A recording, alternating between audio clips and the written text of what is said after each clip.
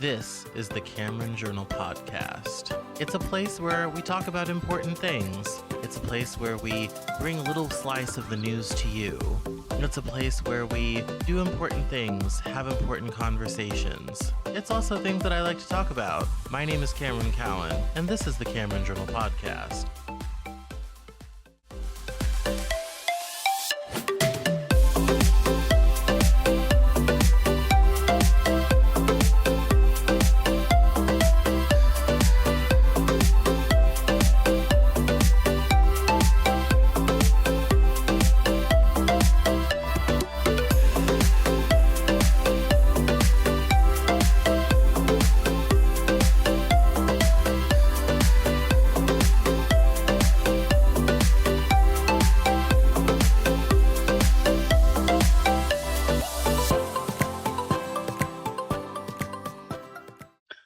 Today on the Cameron Journal Podcast, we are welcoming Vikram Deol to the Cameron Journal Podcast. He is someone who's kind of got this really interesting up from the ground bootstrapping story about taking a door-to-door business to a small business to a big business and making good money and all this sort of thing along the way. So we're going to talk about his entrepreneurship journey and find out how he did it and how he put it all together and what he learned from that whole journey and all this type of thing. So welcome, Vikram, to the Cameron Journal Podcast. How are you? I'm doing wonderful. Thanks for having me on, Cameron. Super excited to be here. Excellent. Well, I'm glad. I want to kind of begin by, why don't you tell us a little bit about yourself, what you usually talk about, what your raison d'etre is, and we'll dive in from there. Fun. I like long walks on the beach, romantic candlelit dinners, the standard operations. Grew up in Central California, a small city, and just always had the entrepreneurial bug, I guess you could say. Always enjoyed entrepreneurial things. When we were kids, my dad would come home and I would ask him, "Hey, how much money did you make?" Like that was the first question I asked every day as like a 2 or 3 year old kid. And I wasn't into sports as a kid. I was into let's make money. Let's tinker with things. Let's take things apart. Let's try to figure things out and let's make money. Like that's all I loved. Well, my older brother was big into sports, basketball, football. I was always the bench warmer and I figured, it's cool. So got into my first business. I always kind of street hustled. My parents sent us to boarding school when we were in 6th and 7th grade. I was in 6th and 7th grade. My older brother was 7th and 8th grade. And our first school we went to was really, really, really cruddy. And I used to tell the little kids outside, "Hey, if you guys get us dumplings, we'll give you cash." And so we'd give them, whatever amount of rupees, and they would throw us dumplings and we'd throw them a bunch of money down. And it was a great way to survive because our first school we went to was a very, very corrupt school. And so yeah, it was pretty wild, so I would consider that kind of like my first time hustling. I told my professors that I'd get them a green card to America if they let me sleep in class. So I was in 6th grade, like hustling teachers. That was just kind of the thing that I realized at a young age that I had to figure out how to take care of myself. Like parents love you and they're going to do things, but I need to figure out how to take care of myself. Oh my goodness, where do we start? That's an interesting sort of dynamic. I can say that I find some similarity in that. I remember when I was 7 years old, my dad was teaching me about all the good principles to become a good employee, and me at 7 years old was like, "And a good employee, why am I not in charge? Like, that's a problem." And so, which my dad did not, he thought that was very bad. And so, although to nobody's surprise, I became a very bad employee, which is why I do this and talk to people like you. So, not too surprising there. So you were hustling and all this type of thing. How did you get involved in your first proper business? Let's start with that. first proper business or first business that was now legal, then illegal? Well, let's start with the one with the differing legalities. That sounds interesting. We'll start there. So I started selling street pharmaceuticals at about 14. Me and my friends started selling weed. And from a little bit of weed, it turned into a lot of weed. And so we had distribution, we had supply chains, we had, cash advances, all the things that you'd have in a normal business. It just wasn't legal. And so as 13, 14, 15-year-old kids, we were slinging, a couple of ounces to quarter pounds every week. And it taught you about sales. It taught you about marketing. It taught you about distribution. It taught you about hustling, right? You have to collect from people. I think it was Master P who said, never get high on your own supply. So you had to manage your inventory from your personal stuff because, you needed to have enough cash flow to go buy another set of supplies. We had a guy that was distributing to us that was on the east side. He would sell us beer and weed. And then one day he got raided. And I was like, oh, there goes our supply. We should probably have 2 or 3 suppliers, right? So like as you start learning all these things as young entrepreneurs, a lot of people think it's, illegitimate, but now it's completely legal all over the state of California. So same people who are talking smack to us now are obviously, a lot of them are going to the store and buying joints and things like that. And then from there, I started working at my parents. I also worked at my parents' pizza place in high school. So we're selling weed, working at my parents' pizza place. And I was 17 and I got this letter from a company called Vector Marketing. And they said, we will pay you $14.25 per qualified appointment. Now, I didn't read the whole thing. I just saw 14.25 and I thought it was an hourly thing. I didn't really care. I was just like, okay, this sounds great. So they actually had sent it to my older brother and he applied. And because we lived in a certain zip code and it's sales guy, like anybody who applied got an appointment. So then he threw the paper away. Like he flushed it down the toilet, but this is back when we had old phones and my parents had this phone system in the house where I could go through and find the old numbers that he dialed. So I dialed like the last 3 numbers and got a hold of the same company. And even though I didn't get the flyer in my name, I still booked an appointment. And that was to sell Cutco knives. So that was the first legit job I had. And I told my parents, I told my dad, I'm like, hey, I'm making minimum wage at your guys' pizza place. I show up during lunches. Like I show up after school. I show up before, like whatever is needed on the weekends. Like I'm always there for you guys. I'd like a 25-cent raise. And my dad's like, no. I was like, all right, fine. I quit. He's like, what are you going to do? I was like, I'm going to go sell these kitchen knives. He's like, you're going to sell what? So I'm going to sell these kitchen knives. They're like awesome. And so I started selling kitchen knives at 17. And I just listened to what my mentor said. He's like, do this, do this, do this, do this. And I did that and sold a lot of knives.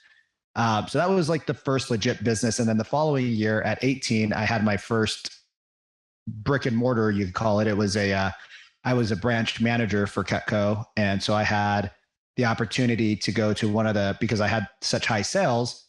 I had the opportunity to take one of the best markets in the district that I was in, which was Los Angeles. So I got the Santa Monica area.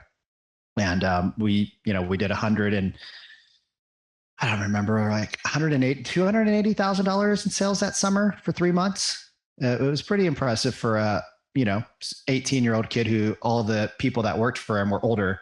I made less money than I would have if I was just selling knives, but that's when I learned, like, I have a gift to teach people how to sell. I have a gift to teach people how to go out and believe in themselves and teach them how to be entrepreneurs. And a couple of people have reached out to me over the years, like, hey, we remember that summer selling knives. Like we learned so much, like it was so awesome. And I'm like, wow, that's pretty cool. So that was my first legit business, was selling knives and then being a manager. Yes, yes. And then as I understand it, you flipped that into cell phone shops. I went to school and when I got out of college, I was working with a commercial leasing company. So that was the second job I'd ever had that was like working for somebody else outside of the family. Mm. And Cameron, I can't tell you, it was so miserable there. Like I don't mind pounding phones, right? Like that's not a problem. Like pounding the phones, like, okay, that's fine. It's not fun, but it's no big deal. I didn't like the fact that they were selling, 15, 18, 27% interest rates to people who were running these small businesses, just getting scammed left and right. And they would laugh about it, right? Like in my manager's office, he would be like, oh, look at the rate we got on this one. And I'm like, these are like entrepreneurs that are small businesses, and you guys are making your commissions and getting these crazy cuts by charging outlandish interest rates. Like I wasn't down with it. And I don't think I ever made a single sale because it wasn't cool. And then my dad got my older brother into the cell phone business. And I was like, hey, that looks like fun. And so that was our first attempt at doing a family business. That was not fun. Yeah, yeah. I have a rule, and I broke it once, and it wasn't good. Is I've always said I would never go to work for a family business, like where it's like, a family people own the business and they work in the business, because those places are always full of drama. And whatever's going on in the family gets taken out on the employee. And that very last place I worked full time, that was exactly what happened. It was a mother-son operation, and it was very interesting dynamics in that place. Yeah. So yeah, I could see that. I could see that. I was listening to something from Gary Vee this morning, and he just happened to come on my spot on my YouTube. And he was talking about how he grew his dad's business to being super profitable. And it was, wine library and all that stuff. Like he grew the wine business of his dad's to multiples of millions, 20, 30, $40 million. And he says, I loved my family. He's like, the reason why family businesses don't work is because you start mixing love and money together, like family and money. And he said, the reason why I was able to do it is because I loved my family more than I loved money. Like I didn't need the sneakers. I didn't need the Rolex. I didn't need the fancy whatever that everybody was buying. He's like, I love the hustle. I love the grind. He's like, and I loved my family. So if I could help my parents out, like no harm, no foul. And I was like, well, that's a pretty good attitude. no, because we fought about money. Yeah. So we fought about money because it was like, I'm working, I'm doing this, I'm doing that. What are you doing? And if it was just like, hey, this is what I'm going to do, and I don't really care what you do, then it probably would have worked out better. Definitely. So now, sorry, all right. So you've done that, and that's had its own drama and difficulty and all this type of thing. What was your next after cell phones? What was next? After cell phones, I went back and got my master's. So I did cell phones for like 4 years, and then I was getting my master's. So I had actually just bought a cell phone store on my own. So I decided to branch away from the parents, my dad and my brother. And I bought my own cell phone store in the greatest city of California, Lancaster. And I was dating. Yes, if you know anything about Lancaster, California, you know that that's not quite the greatest city then, and it definitely isn't the greatest city now. And it was worse about 15 years ago. So I was doing my MBA. I got married to a girl in Seattle, so we were dating during the time. So I actually lived in the back of the cell phone store that I bought to preserve cash flow and capital. And I was doing my MBA in Bakersfield, and then I was visiting her every couple of weeks in Seattle.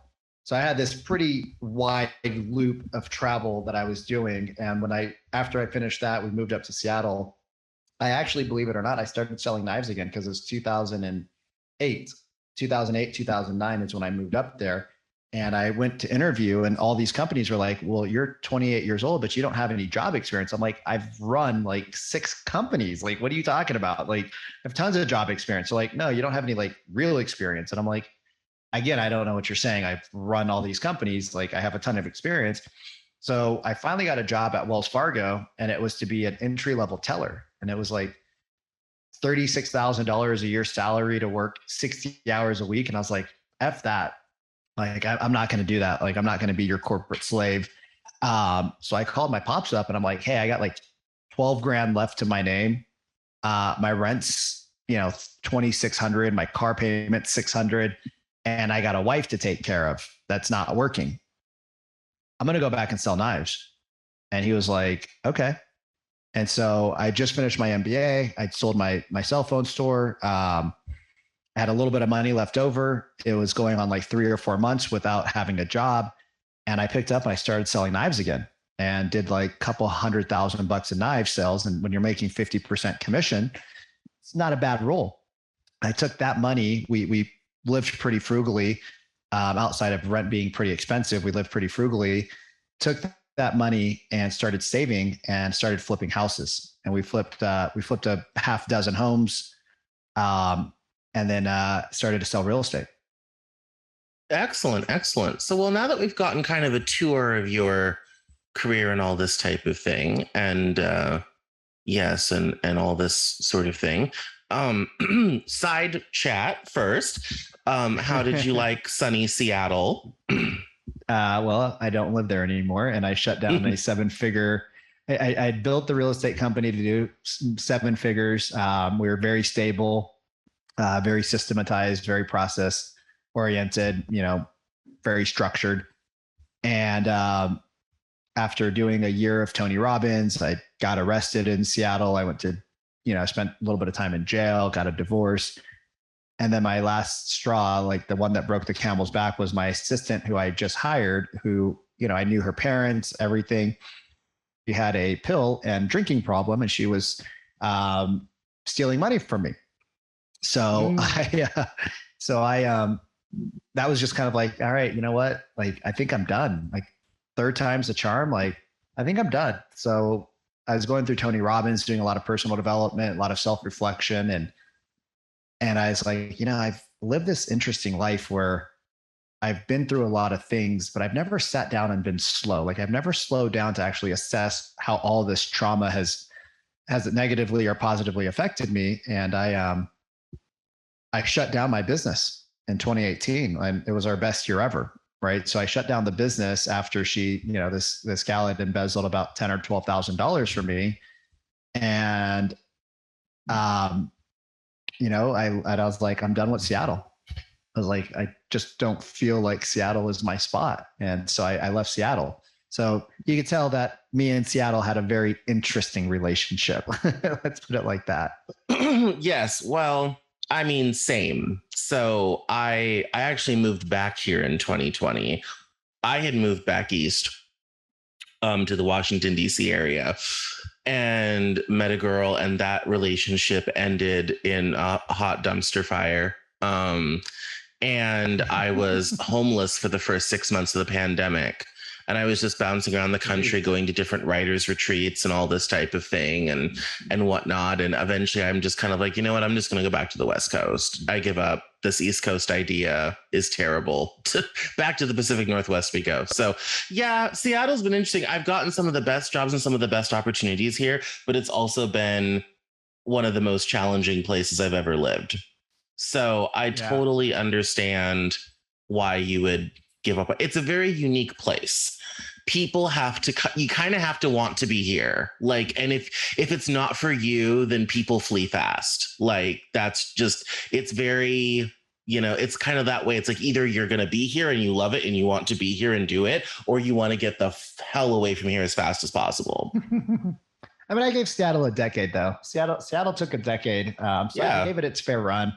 Yeah, absolutely. I had a lot of fun, met a lot of great people, learned a lot.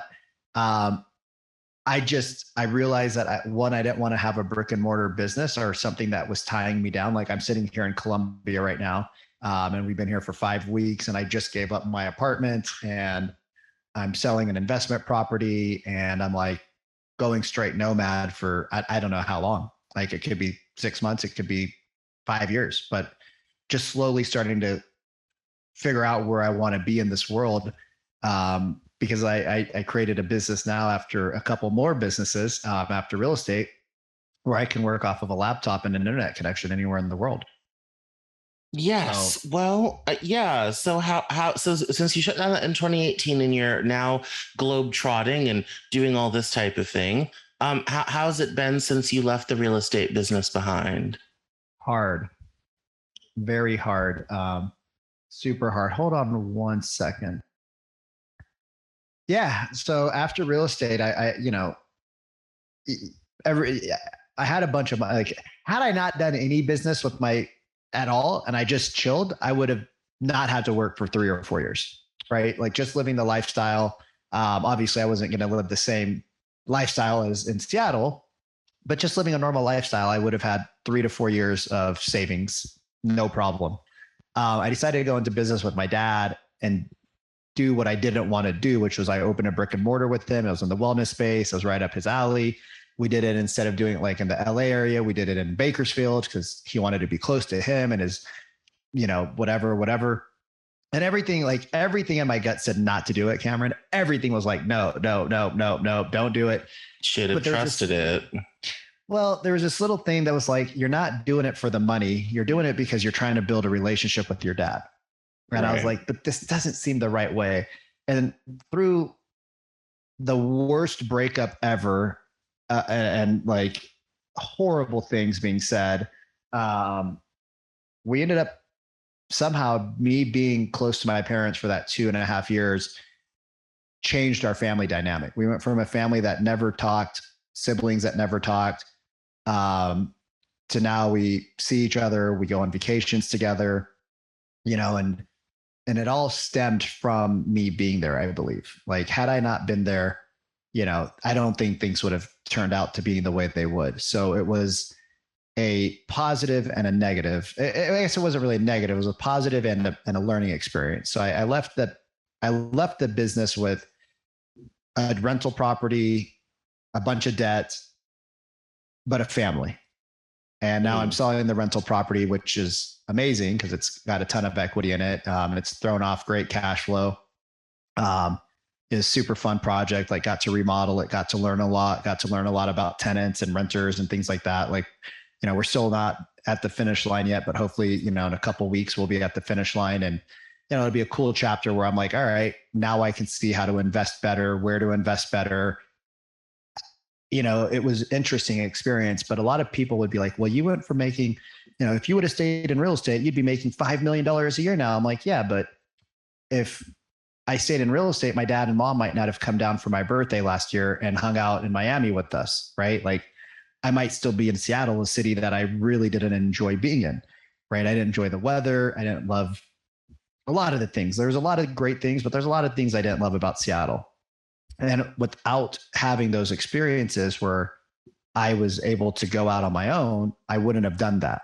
And I might not have opened this business that I'm doing now where I get to teach real estate agents how to be better real estate agents, which, there's a huge need for that. And I might not have I got a great business partner. I got 2 business partners now. Like, I don't think any of that would have come to fruition had I not gone through the things that I'd gone through. Right. So like you can either be a victim of life or you can be a victor in life. And I choose to be a victor. I've been semi-homeless as well, living in clients' houses, living in friends' houses, going through tough times. Like I was never on the streets per se, but I've definitely spent enough time living on air mattresses or, other people's spaces in my life. Just because I made silly, stupid mistakes, silly choices, right? Like we're responsible for everything in our life. So like since shutting down the real estate business, it's been quite the epic journey to get to where we're at today. That would be that 4 year period is probably a 10-hour podcast in itself. Yeah. What do you think is the most like the biggest from your journey so far? What do you think is the biggest takeaway? If somebody had like one thing to take from you, what would that one thing be? Everything everything you think in life that's happening to you is actually happening for you. Nothing happens to you, everything happens for you. It's your job to extract the lessons. Hmm. that's kind of an interesting sort of thing. Um, because there's so many seemingly negative things that happen along the way. Yeah. Sure. And Perspective. difficulties and problems and we at times seem to be beset on all sides by trouble.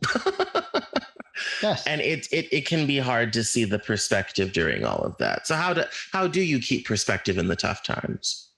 I'm a man of faith. I believe that there's a higher power out there, and since the early 2000s, late 90s, there's been this epic pull away from faith and spirituality. And I'm not saying you got to believe in the Christian religion or Catholic or be a, like I believe in Sikhism. Um, but I believe, have to believe that there is a higher power and the best is yet to come. Like, if you think about the hardest things in your life and you think about the easiest things in your life, you could probably think about the hard things that you've overcome a lot easier than the easy things. Right. And if you think about what's brought you the most joy, it's not the things that were given to you. Right. That's why the rich don't keep their money, is because the kids don't appreciate it. They didn't have to put any effort into it. So they just squander it or they fight about it. I know a family that was left with, I don't know, a couple $100 million. And when the parents all passed, the family's fighting with each other and they're trying to get one sister's trying to get one sister. Oh, my husband does this and we deserve that. And it's like, how much wealth do you guys need to fight over? Like, you guys are all sitting on, 50 to 100, $150 million. You have properties that are cash flowing. You have businesses that are crushing it. How much money do you need extra for whatever it is? And the whole arrangement was like, hey, this is how it works. Like, this is the arrangement. But people got greedy. Families got ruined. Right. Right. And like, at some point, it's easy to squander the money if you don't put the work in. And so the perspective that I have is that life happens for you, not to you. Right. And if you believe that life happens for you and not to you, then that gives you a different perspective. And then if you also believe that everything in life is ultimately your responsibility, whether you're successful, whether you're healthy, whether you're in a happy relationship, the decisions you make today will have a long-term effect. And everybody thinks of the short-term effect. So whatever comes today at you is based off of the decisions you made last week or last month or last year or last decade, right? So everything we do has a domino effect, but people are so short-sighted nowadays, right? We have the attention span of less than a goldfish. So people are so short-sighted, and we're sold this from, big media that everything's easy. Take the pill, right? If you take the magic pill, everything's going to go away. That doesn't work. So people are bred to think that things are easy. And as you know, being homeless, life's hard. But it's that resilience that you get from the tough times that makes your life what it is. Yeah, I mean, I'm impressed. Here's this part that I'm impressed about. I'm impressed that you have this kind of very Zen sort of, big view of the whole sort of thing. You're a better man than I am, because I am not. I am old, angry, and bitter. So that is yes, you are much nicer and much more circumspect than I am. It's been such a getting to this point has been such a long journey and has been so expensive, and the personal sacrifices have not been worth it.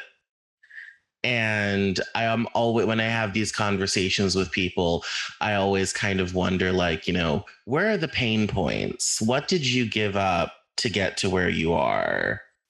And there are some people that are very circumspect and say, oh, here. And then there are some people that are kind of like, no, I didn't have to sacrifice everything and I got all the stuff that I wanted and all this type of thing. And I'm kind of like, LOL, can't relate.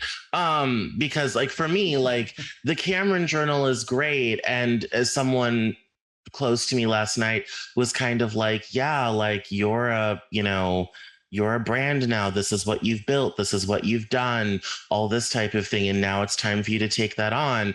And I look at it and say, getting here has cost me a lot.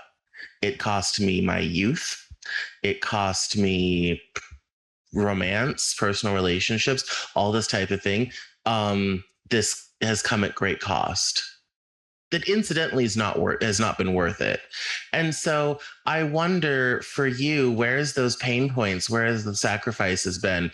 What has made it, you know, what's made it hard? What made it difficult? What do you think you missed out on or didn't have because you've done this as opposed to something else? Again, it's just, it's when so again, I've spent a considerable amount of time, energy, and resources, financial resources, on being around people who have probably been through things that are much harder than I have. Like I grew up in a very nice household. My father's a doctor. He makes tons of money. That doesn't mean that it, waterfall down, but there was a lot of things that we were given that other people weren't. And there's a lot of things that we dealt with that other people didn't. Like, my dad is very kind of narcissistic, as many doctors are, right? They put themselves through school, they work their ass off, they're super intelligent. That doesn't come free of charge, right? So everything has an expense, or everything has a opportunity cost. So to me, I try not to think that I had to lose something. It was just a choice that I made in the moment, right? I made a choice in the moment to do certain things, and those things led me down a path. Some were good, some were not. Like I ended up in jail one night for, trashing an ex-girlfriend's house. Who would have known that breaking a couple $1,000s worth of stuff is considered felony, like 9 felonies or whatever. Haven't had a speeding ticket, leave alone getting arrested, leaving alone having 3 felonies for domestic violence. Like, whoa, what the funk just happened here? Like, this is not who I am. And it was because of the choices that I was making the 2 or 3 years prior, where that is who I was becoming. I was becoming exactly that man that was going to be arrested for doing stupid stuff because I wasn't happy. I wasn't doing the inner work, and I wasn't looking back at why I was suffering. And so the money just made it worse, because at the point where, we started making $1 million a year as a company, which I think most people would like, holy smokes, that's the golden grail. I just kept seeing myself in a different light, and it was worse and worse and worse. And the people I was hanging out with were not uplifting. They were bringing me down.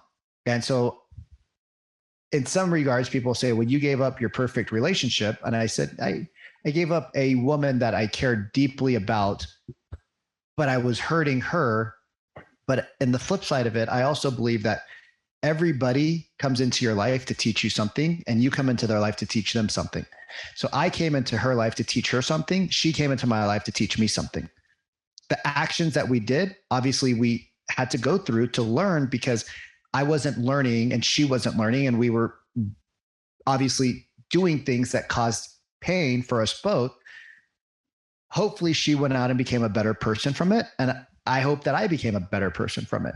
But you have to at some point take 100% responsibility that every decision I make in life, like I could be retired right now.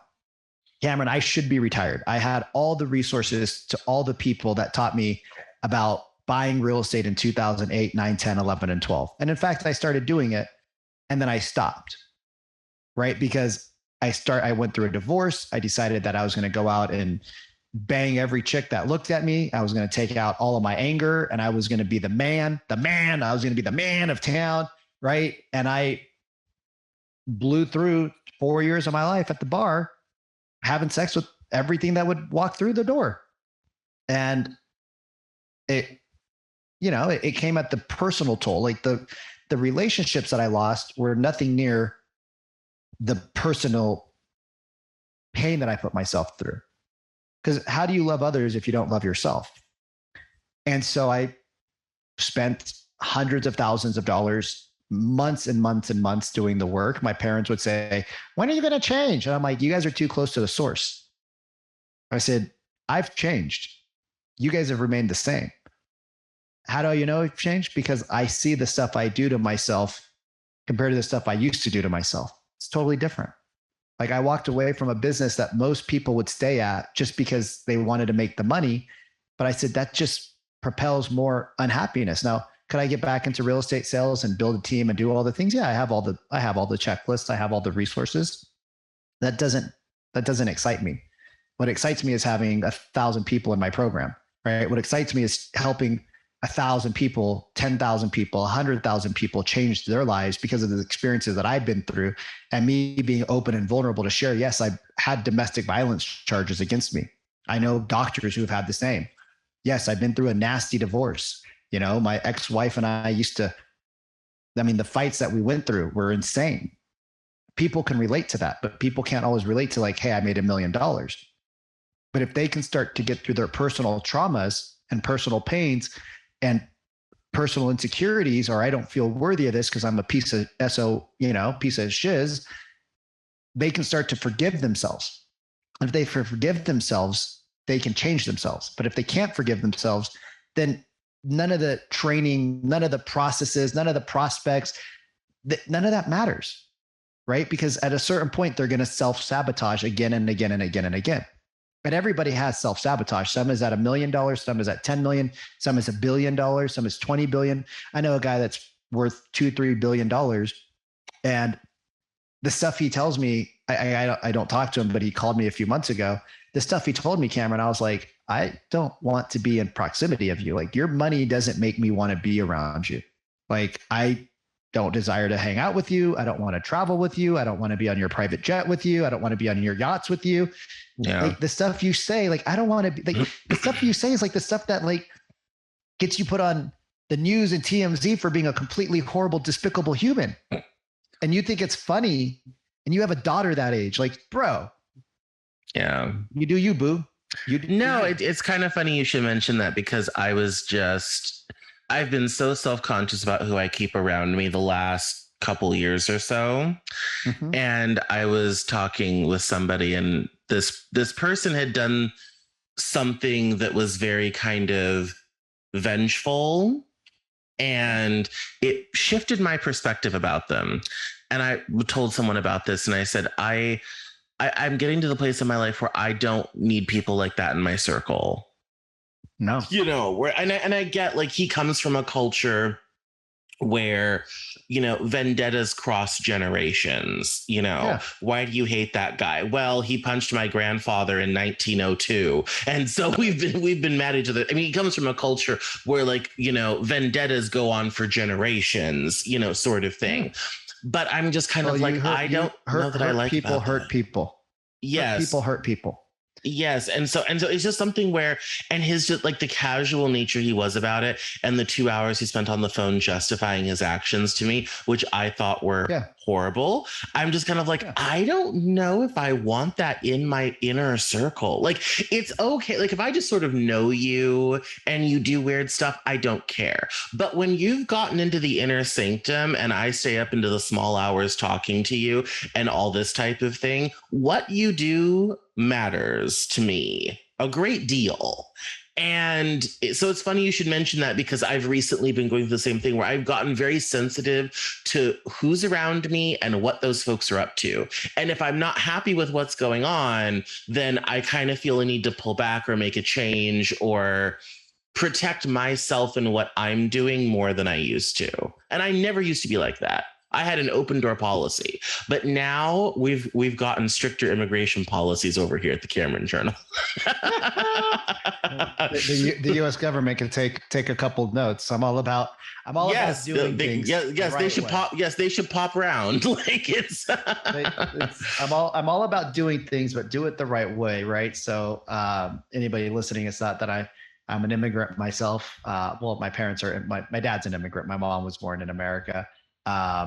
But still have the immigrant mindset of, my dad's like, I came to this country with $20 in my pocket. And I was like, yeah, $20 now is like $2 million with inflation. He's like, yeah, $20 was $20. It was still nothing. I was like, I'm teasing you, Dad. Relax, take a chill pill, right? But he's still, even after he was in his big house and making a bunch of money, he would still be like, don't leave the fan on for 5 minutes. Or like, so like, that was the mindset. Don't waste paper towels. And I'm like, like I keep a used block of paper towels next to me because I'm like, I don't want to use paper towels. It's a limited resource, right? So even that like has affected us as adults because it's that immigrant mindset. But like I've curated and I've spent a lot of money to do it and a lot of energy, and I've curated people that lift me and bring me up. Right. I like to say that in my circle of friends, I always want to be the person that's doing the not the worst because I don't like that term, but they're always doing 10, 15, 20 times more than I am because they'll pull me up. In their circles, they're always, they're typically around people who are at their level or much higher because those are the people that bring you up in life. And so I've been very careful to curate my circle of friends because even one person that's an acquaintance that you let in can cause a hell of a lot of damage to you. And it's not my responsibility to tell them to do the work. It's my responsibility to show them the work that I've done and show them the doors that they can take. And it's up to them to take that door. And if they take that door, I will support them. But if they choose not to, then hey, boo, you do you. I'm going to do me. I'm not leaving you. I'm just moving forward. And you're staying here. Like I'm taking the next road. I'm getting off on this route. I'm getting onto this freeway. My car is moving forward and yours is staying the same. That's your problem, not mine. It's not my responsibility to drag people down the freeway. It's my responsibility to show them, hey, this is a path and they can take it or not take it. And if they want to take it, let's go. But I always like to be the person who's, in my circle of friends that I hang out with, like they're either healthier than I am, they're more fit than I am, they have better relationships with their significant others than I do, right? They're doing certain things financially, business that helps me condense time so I don't have to go through the pain that I've gone through as a kid. Because as some people will call it, they'll call it suffering. I've grown enough that I'm ready to reap way more of the benefits. So I don't consider it suffering. I think suffering is a privilege. I consider it growing. And I'm like, I've done enough growing. I'm good on growth right now, God. I appreciate all of the lessons you've given me, but I'm good. Like, let's just have some fun. Let's make some money. Let's help a bunch of people. Like, let's go that route, God, because I don't want the pain anymore. And when you start choosing to not have the pain, like the universe just starts changing it for you. Like the manifestation is very interesting. People don't actually know how to manifest, Cameron. What people think manifestation is not. Manifestation is talking about what you want. People manifest what they don't want because they talk about that. So if you really want to manifest things in life, you talk about what you want. And the more you talk about it, the more it comes true, which is why they say, write your goals down in the morning, which is why I teach my clients, write your goals down in the morning, write them at night, write them twice, 3 times, 4 times, look at them multiple times, focus on them, like become insanely obsessed with what you want in life, because most people are insanely obsessed with what they don't want. And then they keep getting it. And then they wonder why. Yeah. No, that there is definitely a great deal to that. Yeah, it does take a big shift in mindset to be focused on where you're going and the where you want to get, what you want to develop, and not be distracted by either all the things coming at you or all the things you don't want to happen. It's like we always say, the universe doesn't hear the word no. So if you talk about something enough, that's what ends up coming out. So you have to talk about the things that you want, the things that you're looking for, all this type of thing. So it's yes, excellent. Well, that's about how what the time that we do here. So I try to keep my podcast about the length of someone's commute. So now's a great opportunity for you to let us know how we can learn more about you, where we can get at you online, follow you, etc. Yeah, so I'm super active on Instagram. That's probably the easiest place. And you can find me at my handle at Coach Vikram Deol. That's CoachVikramDeol. And if you want to get more information, you can just drop me a DM there. If you send me an email, it's probable or highly likely that I will just ignore it because I hate emails. So I tend to just stay on TikTok and Instagram or Facebook Messenger. Excellent. Excellent. All right. Well, thank you so much for coming on the Cameron Journal podcast. Appreciate you. Thank you, Cameron.